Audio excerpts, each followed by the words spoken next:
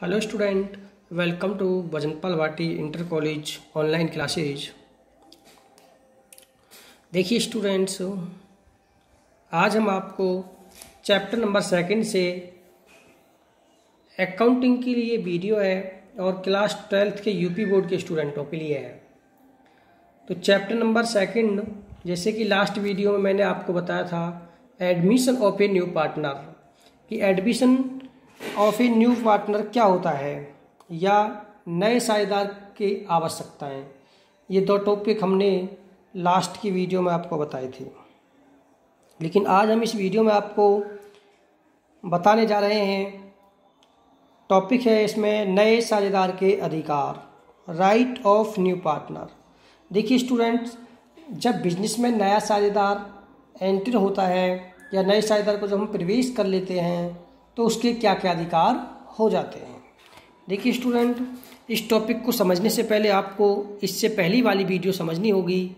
जो हमने पहली वीडियो नए साझेदार का अर्थ क्या है या नया साझेदार क्या होता है, नए साझेदार का प्रवेश का अर्थ क्या है, इसको आप पहले समझें। वैसे एक बार और मैं आपको बता ही देता हूँ शॉर्ट में, कि जब पुराने साझेदारों के द्वारा किसी भी नए व्यक्ति को अपनी फर्म में साझेदार के रूप में प्रवेश कर लेते हैं तो वह नए साझेदार का प्रवेश कहलाता है। जैसे ए और बी दो पार्टनर आपके ओल्ड पार्टनर हैं, लेकिन इन्होंने सी पार्टनर को साझेदारी के रूप में प्रवेश किया तो वह नया साझेदार हो गया।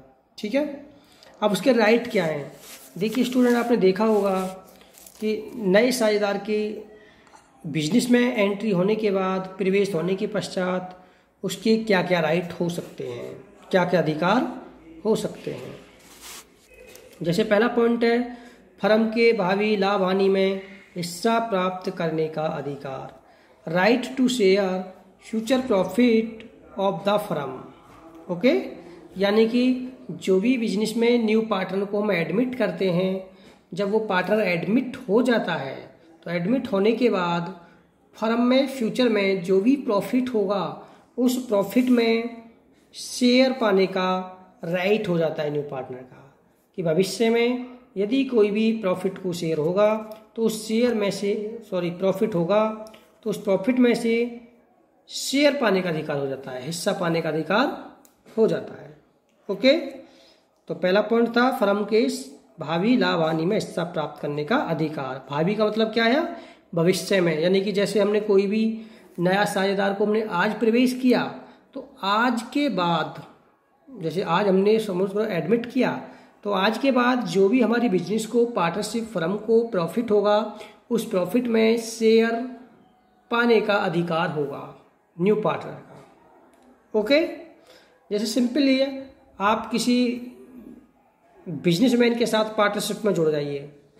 जैसे मेरा बिजनेस चल रहा है, लेकिन आपने क्या किया, आप मेरे बिजनेस में साझेदार के रूप में आ गए, तुमको भी मैंने अपने बिजनेस में साझेदार बना लिया। तो जब मेरे साझेदार बन गए हो आप, तो उसके बाद आपको उस फर्म में जो भी लाभ होगा फ्यूचर में, उस लाभ में से हिस्सा पाने का अधिकार होगा। अब ये कोई ज़रूरी नहीं है कि लाभ ही हो, वो लॉस भी हो सकता है। ठीक है, लाभ हानि यानी कि right to share future profit and loss of the firm, profit भी हो सकता है और लॉस भी हो सकता है। ओके, सेकंड पॉइंट, संपत्तियों में हिस्सा प्राप्त करने का अधिकार, right to share the assets of the firm. देखिए स्टूडेंट, अब क्या होता है, फर्म की कुछ संपत्तियां भी होती हैं, जैसे furniture, building, machine, plant, cash या बैंक, डेटर्स, ये इन्वेस्टमेंट, ये सब क्या है, फर्म की असेट्स हैं, संपत्ति हैं। लेकिन जब बिजनेस में हम न्यू पार्टनर को एडमिट कर लेते हैं तो न्यू पार्टनर को एडमिट करने के बाद उसका फर्म की समस्त संपत्तियों में हिस्सा पाने का अधिकार हो जाता है। ठीक है, जैसे सपोज करो ए और बी किसी फर्म में साझेदार हैं, ए और बी किसी फर्म में साझेदार हैं और उसमें 10 लाख रुपए की संपत्ति है। अब इन्होंने क्या किया, इन्होंने सी पार्टनर को अपने बिजनेस में एडमिट कर लिया। अब कितने पार्टनर हो गए? ए बी सी, ठीक है, ए बी सी। तो इस 10 लाख रुपए की जो भी संपत्ति है उसमें सी को भी हिस्सा प्राप्त करने का अधिकार है, यानी कि सी भी इस 10 लाख में से अपना हिस्सा प्राप्त करेगा। क्यों करेगा? क्योंकि वो तो ए और बी की संपत्ति है।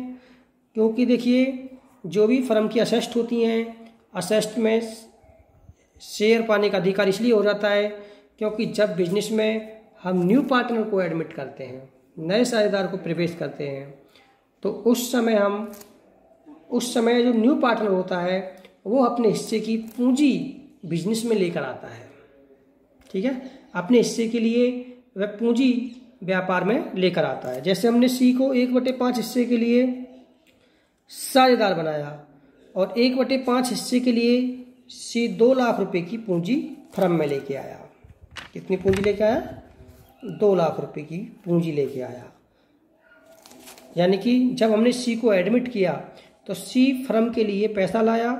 क्यों लाया? क्योंकि अपना हिस्सा प्राप्त करने के लिए, भविष्य में अपनी संपत्तियों में हिस्सा प्राप्त करने के लिए। तभी तो उसमें जो भी फर्म की संपत्तियां हैं, जो भी असेस्ट हैं, तभी तो उसका शेयर बनेगा। जब वो पैसा ही लेकर आएगा तो किस बात का शेयर मिलेगा उसे, ठीक है। तो कोई भी नया साझेदार जब हम बिजनेस में एडमिट करते हैं तो वो अपने हिस्से की पूंजी लेकर के आता है। इसीलिए नए साझेदार का संपत्तियों में हिस्सा प्राप्त करने का अधिकार हो जाता है, right to share of the assets, ठीक है। तो सभी स्टूडेंट्स देखिए, ये पूछ लिया जाता है कभी कभी 2 नंबर में, ये नए साझेदार के अधिकार क्या है। तो आपको देना है फर्म के भावी लाभ हानि में हिस्सा प्राप्त करने का अधिकार और संपत्तियों में हिस्सा प्राप्त करने का अधिकार, दोनों के अंदर आपको एक्सप्लेन करना है। Okay students, thank you.